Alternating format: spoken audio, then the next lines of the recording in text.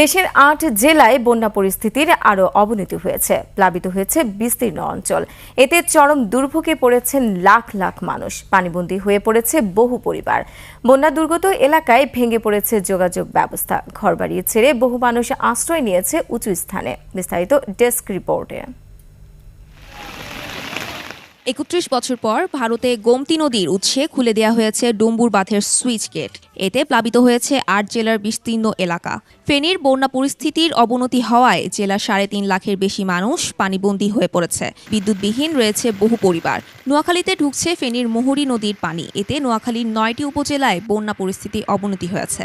ডুবে গেছে ঘরবাড়ি, কৃষি জমি। পানিবন্দী ৯ উপজেলার ২০ লাখ মানুষ। প্রচুর বৃষ্টি হচ্ছে, তারপর পানি নেমে সারেনি। ইতিমধ্যে আবার আমাদের মুহুরী নদীতে ফেনী থেকে সে পানিটি আসছে। এখন যে অবস্থা আসছে, নদী থেকে পানি আসছে, এখন বন্যার পর্যায়ে চলে গেছে। কুমিল্লার গোমতী নদীর পানি বিপদসীমার ৭০ সেন্টিমিটার উপর দিয়ে প্রবাহিত হচ্ছে। ডুবে গেছে চরাঞ্চলের বাড়িঘর। এদিকে গোমতীর বাঁধে বেশ কয়েকটি স্থানে ফাটল দেখা দিয়েছে। উপজেলার অন্তত ২৫টি স্পট রয়েছে ঝুঁকিপূর্ণ। অন্যদিকে টানা বৃষ্টি আর পাহাড়ি ঢলে চট্টগ্রাম মহানগরী সহ অধিকাংশ উপজেলা ডুবে গেছে। সীতাকুণ্ড, বাঁশখালী, সন্দ্বীপ সহ বিভিন্ন স্থানে বেড়িবাঁধ ভেঙে যাওয়ায় সাগরের লোনা পানি প্রবেশ করেছে। পানিবন্দী হয়ে পড়েন মহানগরীর বিভিন্ন এলাকার বাসিন্দা। উত্তরবঙ্গেও হানা দিয়েছে বন্যা। গাইবান্ধায় তিস্তার পানি বেড়েছে ৬ সেন্টিমিটার। নতুন করে পানি উঠেছে নিচু এলাকায়। অন্যদিকে খাগড়াছড়ির পৌর এলাকা সহ জেলা সদরের বিস্তীর্ণ এলাকা প্লাবিত হয়েছে। খাগড়াছড়ির সাথে দীঘিনালা এবং রাঙ্গামাটির লংদু ও বাঘাইছড়ির সড়ক যোগাযোগ বন্ধ রয়েছে। জেলার অনেক এলাকা রয়েছে বিদ্যুৎহীন। পুরো জেলায় ৯৮টি আশ্রয় কেন্দ্র খোলা হয়েছে। মৌলভীবাজারে বেড়েছে সব নদ নদীর পানি। ধলি নদীর বাঁধ ভেঙে কমলগঞ্জের ইসলামপুর, আদমপুর ও মাধবপুর ইউনিয়নের বিভিন্ন গ্রামে রাস্তাঘাট ও বাড়িঘর ডুবে গেছে। পানি উন্নয়ন বোর্ড বলছে, হবিগঞ্জে নদীর পানি কিছুটা বাড়তে পারে। Mahiya Rahman, desk report, ২১ television. একমাত্র ওয়ালটন এসি দিচ্ছে ১ বছরের রিপ্লেসমেন্ট গ্যারান্টি। দর্শক, চট্টগ্রামের চাঁদগাঁয়ে আছেন সহকর্মী হাসান ফেরদৌস। আমরা সরাসরি চলে যাচ্ছি তার কাছে বন্যা পরিস্থিতির সবশেষ খবর জানতে। হাসান, বন্যা পরিস্থিতির কি কি খবর আছে আমাদের জানান এই মুহূর্তে আপনার কাছে।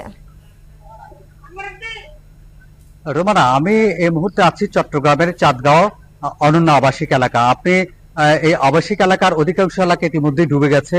চট্টগ্রাম মহানগরীতে সকাল থেকে যে প্রচুর বৃষ্টিপাত হয়েছিল, আবহাওয়া দপ্তরের তথ্য অনুযায়ী চট্টগ্রামে ১৪২ মিলিমিটার বৃষ্টিপাত হচ্ছে। আমি যদি একটু দেখানোর চেষ্টা করি তাহলে দেখবেন আমার এখানে যে পুরো এলাকাটা, রাস্তাঘাটে মানুষ কিভাবে যাচ্ছে, তাদের চলাফেরার জায়গাটা পর্যন্ত তারা বন্ধ হয়ে গেছে এবং তারা অনেকে রিক্সা বা পানিতে ডুবে যাচ্ছে এবং পুরো এলাকাটা এখন পানি নিমজ্জিত হয়েছে।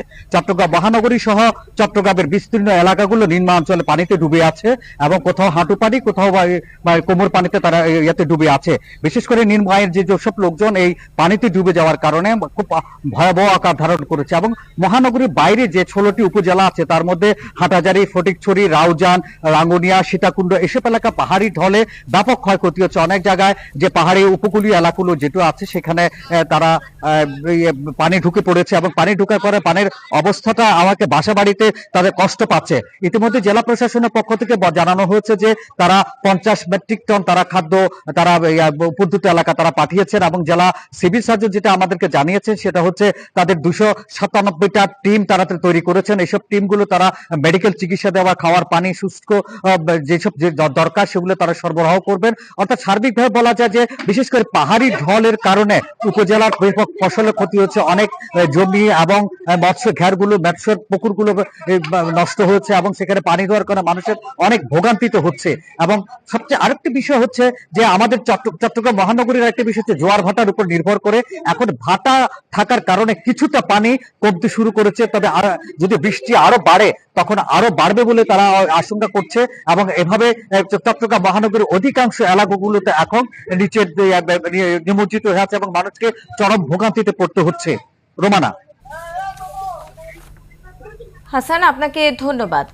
হাসান, আপনি চট্টগ্রামের চাঁদগাঁয়ে থাকুন, আমরা আবারও আপনার সাথে সংযুক্ত হওয়ার চেষ্টা করব।